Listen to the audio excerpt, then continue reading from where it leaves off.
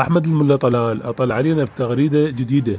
يقول سنة ال81 كنت طالب بالثاني متوسط بمتوسطة الفرزدق بالعزيزية، وشلعت بإصبعي بوستر صدام كان معلق بساحة المدرسة أمام أنظار الجميع. فيقول بذاك الوقت عارضت صدام وحكمه، ويقول حاليا قارعت مافيات اليوم. يقول الصبر وعدم الخنوع هو الحل.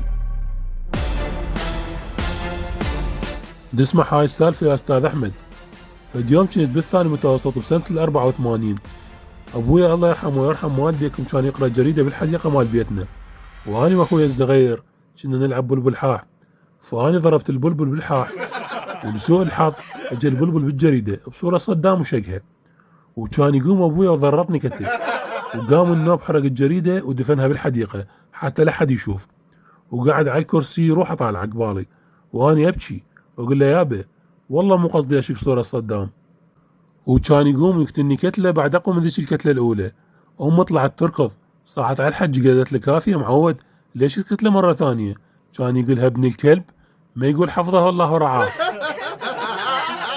يعني هسه لازم يعطوني راتب مال خدمة جهادية وياها كم دونم، مو صحيح لو أنا غلطان؟